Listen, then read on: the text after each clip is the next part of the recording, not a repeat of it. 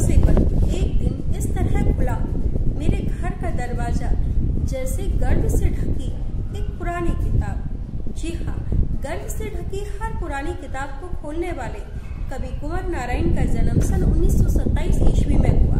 इनकी प्रमुख रचनाएं हैं चक्रव्यूह, परिवेश, हम तुम, आकारों के आसपास, इन दिनों, अपने सामने, कोई दूसरा नहीं। इन्होंने आत्मजयी जैसा प्रबंध काव्य लिखकर भारी प्रतिष्ठा अर्जित की। कुंवर नारायण यूं तो उनका रुझान कहानी, लेख, निबंध, उपन्यास आदि की ओर था, लेकिन इन्होंने काव्य जगत को ही प्राथमिकता दी।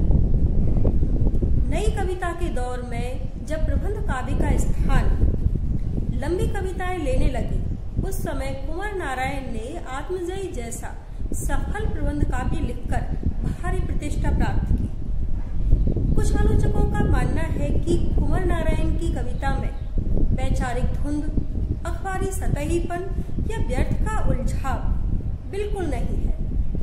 उनकी रचनाओं में भाषा और बौद्धिकता दोनों का संयम है, परिष्कार है। यहाँ हम कुंवर नारायण की कविता के बहाने पढ़ेंगे, जिसमें चिड़िया और फूल के माध्यम से कवि ने कविता के बारे में बताया है। चिड़िया की उड़ान की अपनी सीमा होती है, वह घर बाहर उड़ सकती है। आकाश में उसका उड़ना एक सीमित परिधि तक होता है। फूल महकता है, लेकिन कुछ समय के लिए।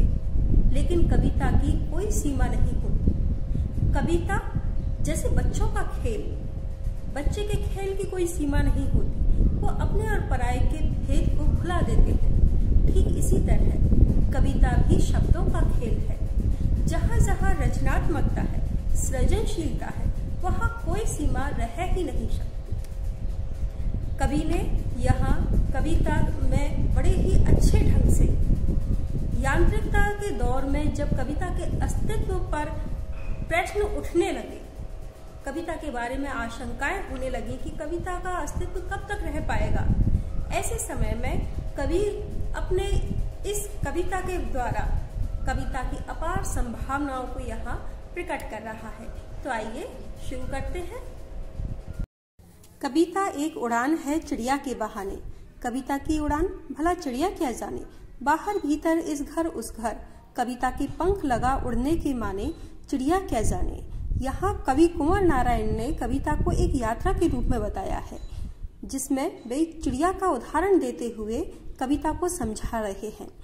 कवि कहते हैं कि कविता कवि की कल्पना की उड़ान है। इसे समझाने के लिए चिड़िया के माध्यम से कह रहे हैं कि चिड़िया की उड़ान की एक सीमा होती है। एक निश्चित परिधि तक ही चिड़िया उड़ सकती है। बाहर उड़ सकती है, भीतर उड़ सकती है, इस घर में उस घर में चिड़िया उड़ सकती है। लेकिन कविता की उड़ान उससे बहुत अधिक बढ़कर है। कविता भी पंख लगाकर उड़ती है, लेकिन चिड़िया इस बात को नहीं समझ पाएगी, क्योंकि कविता भूत, भविष्य, वर्तमान तीनों कालों में उड़ती है। कविता न केवल व्यक्ति के हृदय को वर्णित करती है, बल्कि व्यक्ति के बाह्य संसार का भी वर्णन करती है। कविता हर घर की कहानी है। कविता देश परदेश की कहानी है। तो कविता की उड़ान चिड़िया नहीं समझ सकती उस उड़ान को, क्योंकि चिड़िया की उड़ान की परिधि अत्यधिक सीमित है। वह केवल घर बाहर, इस घर में उस घर में ही सीमित है। कविता युगों युगों से चली आ रही कवि की कल्पना है। कविता एक खिलना है फूलों के बहाने। कविता का खिलना भला फूल क्या जाने, बाहर भीतर इस घर उस घर, बिना मुरझाए महकने के माने, फूल क्या जाने। यहाँ कवि दूसरी बार फूलों के माध्यम से कविता की यात्रा को समझा रहा है। कवि का कहना है कि कविता भी फूलों की तरह से खिलती है, लेकिन फूल उस बात को नहीं समझ पाएंगे। कविता के खिलने को फूल कभी नहीं समझ पाएंगे, क्योंकि फूल सुबह खिलते हैं, शाम को मुरझा करके बिखर जाते हैं। रात को खिलते हैं तो सुबह मुरझा करके बिखर जाते हैं। फूल महकाते तो हैं, खुशबू बिखेरते हैं, लेकिन बाहर भीतर या इस आंगन में उस आंगन में, इस घर में उस घर में। लेकिन कविता अपनी महक से पूरे संसार को महकाती है, हर पीढ़ी को सुगंधित कर देती है।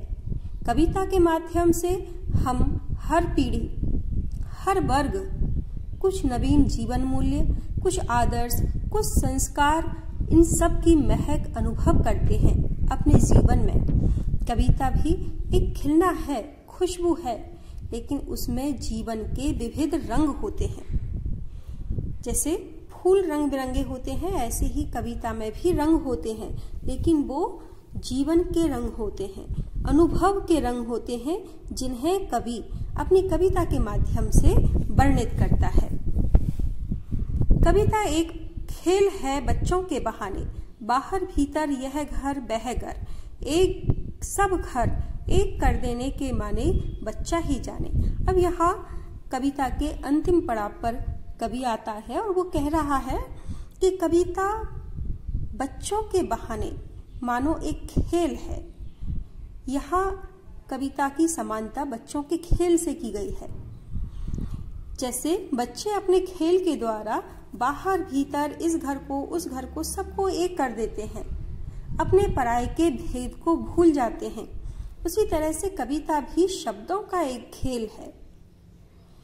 इस खेल में, इस शब्दों के इस खेल में कविता हर मनुष्य को परोपकार, ममता, संयम, विश्वास, समर्पण आदि मानवीय मूल्यों की सीख देती है।